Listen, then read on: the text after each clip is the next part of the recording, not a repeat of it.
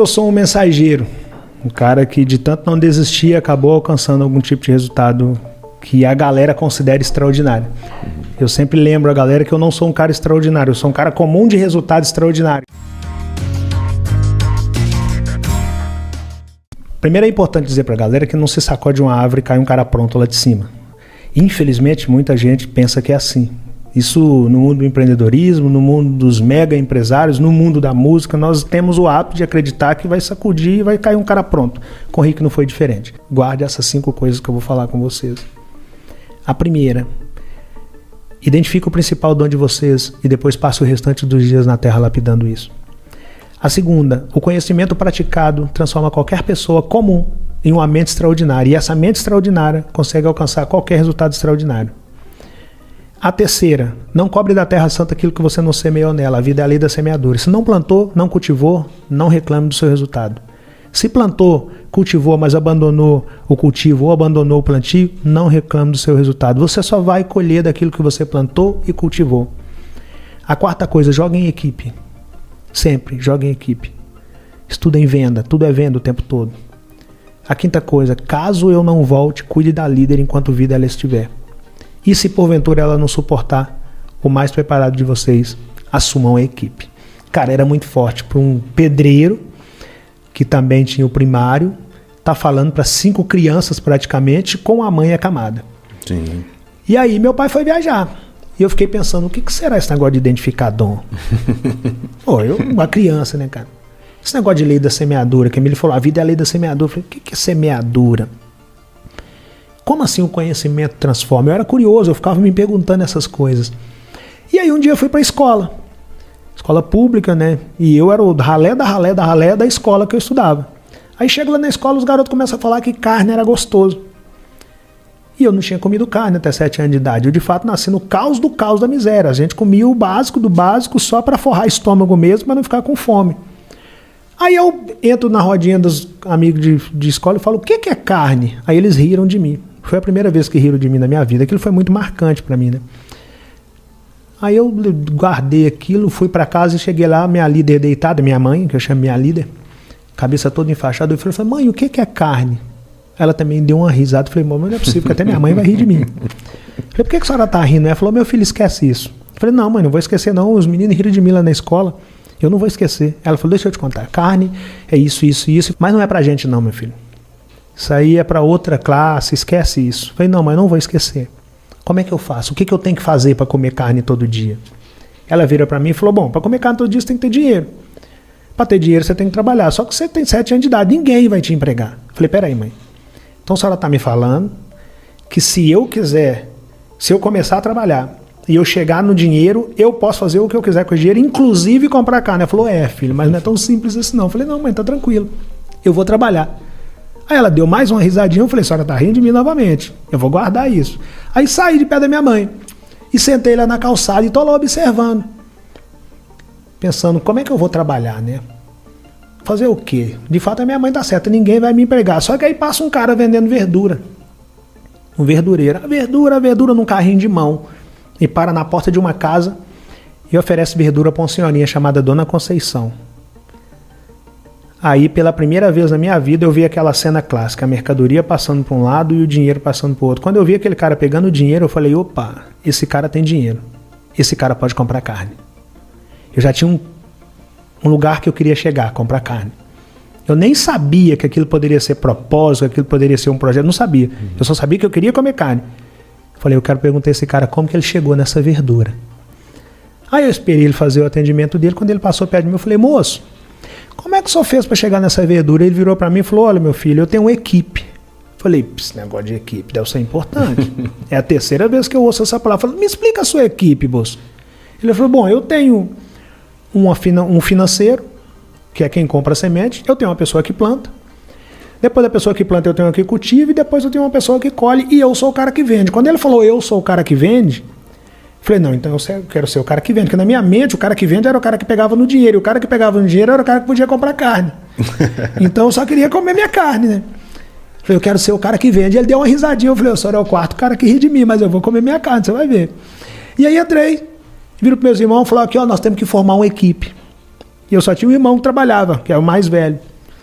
E meu pai nos ensinou aquela ideia que eu falei no início, de que se por um lado não tínhamos muita coisa, por outro lado nós tínhamos uns aos outros. Então, por mais surto que fosse a ideia de eu falar que nós precisamos formar uma equipe, eles já tinham escutado a palavra equipe do meu pai, do nosso líder, então já não era novidade para eles aquela palavra e também não era um surto eu estar falando aquilo, sendo filho de quem nós éramos. Nós somos, na verdade.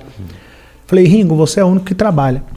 Você compra semente, você vai ser meu financeiro. Uma criança falando com o irmão que ia ser financeiro. Você, Cláudio, vai plantar. Você, Dila, vai cultivar. Você, Romanigo, vai colher. E eu vou ser o cara que vende. Aí plantamos uma horta. Aí no outro dia amanheceu, eu fui lá, cadê o alface? Falei, não entendendo. O cara falou que era só plantar. E voltei no outro dia, cadê o alface? Voltei no outro, cadê uma semana depois, cadê o alface? Essa parte meu pai não me contou, nem o cara da verdura me contou. Não nasce alface da noite pro dia. Existe um negócio chamado percurso natural das coisas acontecer. E aí você tem que ser paciente com o processo. Eu comecei a regrar todo dia e esperar. E ali eu não sabia, mas eu começava a desenvolver o controle emocional. De esperar o tempo necessário para que as coisas naturalmente acontecessem, desde que eu não tivesse abandonado o que eu tinha plantado e não tivesse deixado de cultivar aquilo que eu tinha plantado, para que eu pudesse colher quando aquilo crescesse de maneira saudável. Logo depois que o alface cresceu e eu comecei a vender, eu vendi tudo no primeiro dia. E no primeiro dia que eu vendi tudo, eu parei numa casa de carne.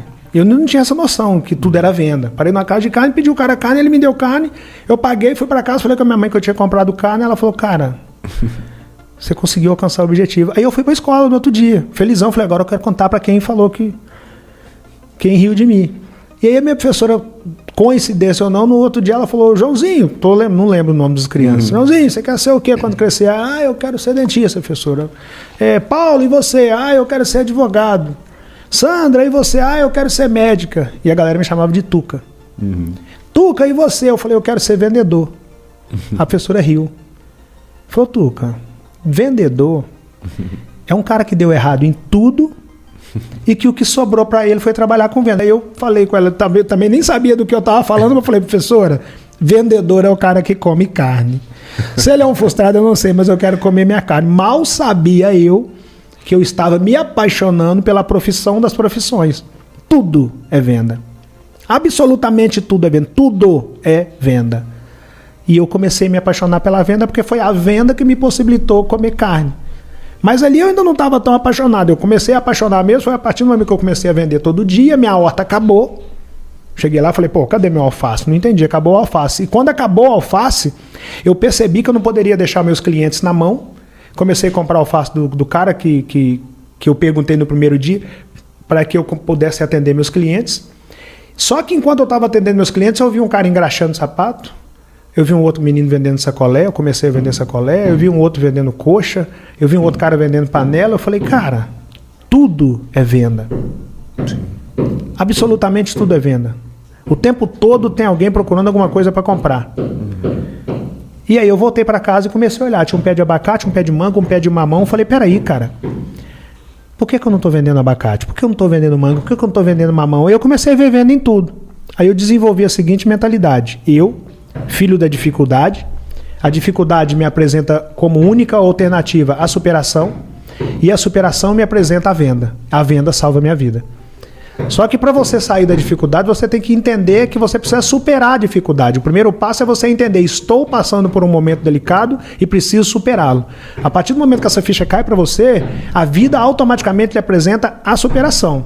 E quando a vida lhe apresenta a superação te apresenta várias outras coisas. No meu caso, a superação me apresentou a venda e a venda salvou a minha vida. Eu queria encerrar com minhas 10 regras básicas para deixar para a galera, né? Que eu costumo chamar de as 10 regras básicas de Rick Chess para se alcançar o extraordinário. A regra 1, nunca pense em desistir. Regra 2, nunca se esqueça da regra 1. Regra 3, não vai ser fácil. Regra 4, não precisa ser fácil. Basta não ser impossível. Regra 5, se você começar um negócio hoje, seja fazer uma palestra, escrever um livro, vender água na praia, criar um podcast, produzir ou cantar, pode dar tudo errado. Regra 6. Se você não começar esse negócio, já deu tudo errado. Regra 7. Caso comece, saiba que o negócio não é seu, e sim do cliente final. Portanto, trate o cliente final da maneira que você gostaria de ser tratado, ou jamais você fará a sua cartela de clientes sem uma cartela de clientes você não tem um negócio, você tem uma operação tapa-buraco. Regra 8. Aposte 90% de suas fichas em pessoas que nunca te viram. As pessoas mais próximas, a princípio, vão se assustar com a sua ideia de querer alcançar o extraordinário. E tá tudo certo, tá? Não se rebele contra essas pessoas. Apenas siga e alcance o extraordinário. Lá na frente elas virão. Mas a princípio não conte com as pessoas mais próximas. Regra 9. Seja um apaixonado pelo próximo nível. Não interessa qual nível você está. Lute pelo próximo nível. O tempo todo. Lute pelo próximo nível. Lute pelo próximo nível. Lute pelo próximo nível. E regra 10. Só considere que a sua ideia está validada após testá-la por 2 anos, no mínimo. Mas, se necessário for, faça igual o Rick. Espere 40.